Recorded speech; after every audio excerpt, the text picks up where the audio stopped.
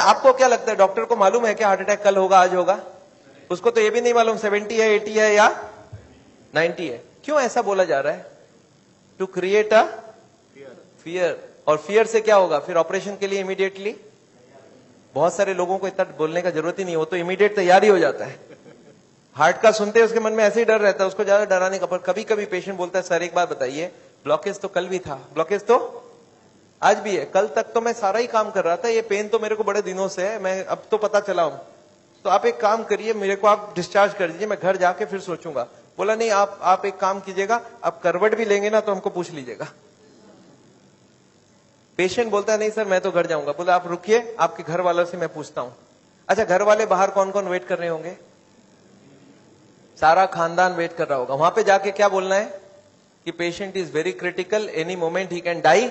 आप बोलो मैं बचाने की कोशिश करूं और जाने दूं। अच्छा, आंसर क्या होगा? वाइफ क्या बोलेगी कि जिंदगी भर इन्होंने मेरे लिए किया, आज मेरे को चांस मिला, आज तो मैं ऑपरेशन।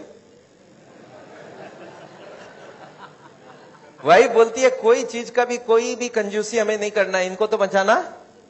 अच्छा, बेटा मानेगा कि नहीं? एक बेटा बड़ा समझदार होता है, बोलता है डॉक्टर को, डॉक्टर साहब एक बार बताइए, मैंने सुना है कोलेस्ट्रॉल की वजह से ब्लॉकेज होता है, इनका कोलेस्ट्रॉल हाई है, तो क्या करूं कि कोलेस्ट्रॉल कम हो जाए? खाने पीने में क्या क्या चेंज लाना चाहिए? अच्छा, कार्डियोलॉजिस्ट मान जाएंगे इस बात में? वो बोलेंगे you are wasting my time, he is dying and you are talking all this rubbish. अच्छा, तब तक और जितने परिवार वाले बोले नहीं नहीं ऑपरेशन होना ही चाहिए। मेरे एक पेशेंट थे, बोले डॉक्टर साहब मेरे साथ पूरा ऐसे ही हुआ, मैं तो खाली एक बार टेस्ट कराने गया था और उसके बाद वो ऑपरेशन करके ही भेजे मेरे को वापस। मेरे एक और पेशेंट थे, बोले सर मैं फिर भी नहीं कराया, मैं निकल आया। मैं बोला आप निकले कैसे? बोला मैंने बोला मैं तो नहीं कराऊंगा, मुझे घर जाना है। वो बोले नहीं आप घर भी नहीं पहुंचेंगे। मैं बोला मैं लिख के देता हूं, मैं पहुंच जाऊंगा। फिर मैंने लिख के भी दे दिया, फिर भी वो जाने नहीं दिया। फिर मैंने लास्ट बोला, मैंने बोला देखो मैं करने तैयार हूं, पर प्रॉब्लम है मेरे पास पैसे नहीं है, आप फ्री का कोई ट्रीटमेंट हो तो करवा डालो। तब इन्होंने बोला कोई प्रॉब्लम नहीं है, आप घर चले जाओ।